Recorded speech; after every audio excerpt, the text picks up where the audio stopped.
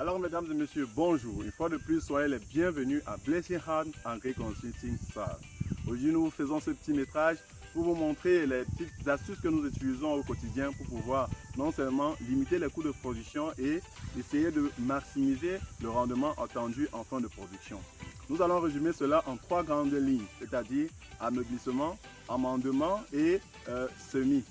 Pour ce qui est de l'ameublissement, après le défrichage, bien sûr, après avoir nettoyé votre parcelle, soit par défrichage, soit par herbicide, usage d'herbicide, vous devez ameublir votre sol. Pourquoi ameublir déjà le sol? En réalité, le maïs n'est pas un plant qui a une racine pivotante ou des grandes racines fortes qui vont aller loin dans le sol pour pouvoir non seulement stabiliser la plante et chercher de l'eau. Non, le maïs a ces petites racines qui lui permettent de se fixer au sol. Et si le sol est dur, il ne peut vraiment pas ancrer. Du coup, va succomber aux intempéries, les grandes pluies, les vents forts qui vont réduire comme ça notre production. Alors, nous avons ameubli notre sol par bande. Pourquoi par bande? Parce que non seulement nous avons eu des problèmes à trouver un tracteur qui va nous faire cela. Nous avons eu à faire cela de manière manuelle. Et nous savons tous que lorsqu'on fait un travail de façon manuelle, nous devons limiter les dépenses d'énergie. De deux, nous voulions aussi limiter les coûts de production. Comme nous le disons bien dans notre vidéo, l'objectif c'est de limiter les coûts de production. En faisant ameublir notre sol de manière localisée, c'est-à-dire comme je vais vous présenter dans la suite, nous réduisons les coûts de production parce que piocher une ligne de 50 mètres, c'est pas au même prix de piocher un vaste étendu de surface. Alors, nous avons pris notre champ à ameublir en 50 mètres de long. 50 mètres de long. Les écarts entre les lignes de piocher sont de 1 mètre 4, 1,4 mètre et la surface piogée, c'est-à-dire l'espace, l'épaisseur piochée est de 60 cm. Au total, la distance totale donne 2 mètres. Donc, dans les 2 mètres de largeur, nous avons pris 50 mètres de long et nous avons mis les espacements entre les lignes de 1,4 et nous avons pioché les restes de 0,6 mètres qui restaient. Voilà l'astuce que nous avons utilisée pour réduire les coûts pour ce qui est de piocher le sol. Pour amender le sol, on amende le sol généralement. Amender, c'est nourrir son sol.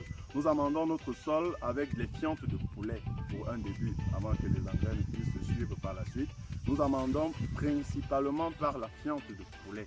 Donc, nous utilisons de la fiente pour amender notre sol. Et vous pouvez le faire aussi parce que les fientes de poulet, soit vous avez vos poulets vous-même, soit vous les trouvez dans des maisons phyto ou des provenderies. Ça dépend de la politique commerciale de là où vous êtes.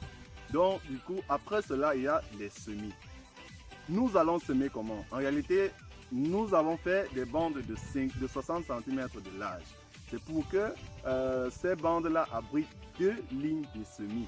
Encore là, c'est encore une astuce économique parce que vous pouviez faire juste des lignes, une ligne en allée de 50 mètres en épaisseur de 10 et bon, ça devait être pratiquement le même prix, non loin du prix que nous avons eu à faire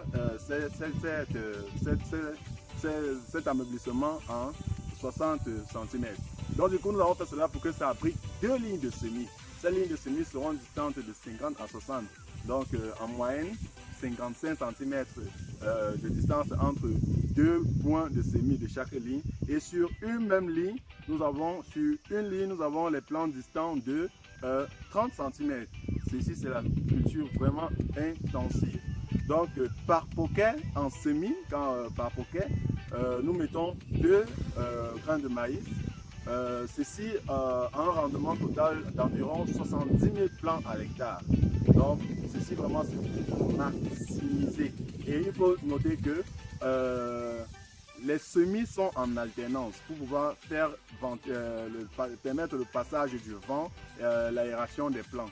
Lorsque nous allons semer sur cette ligne-ci en 30 cm d'écart, nous nous rassurons que les 30 prochains centimètres soient en dents de scie en dents de scie avec les plans de ce côté-ci sur la même ligne, bien sûr. C'est-à-dire, nous aurons des petits zigzags comme ça, des petits zigzags de distance de 30-30 cm.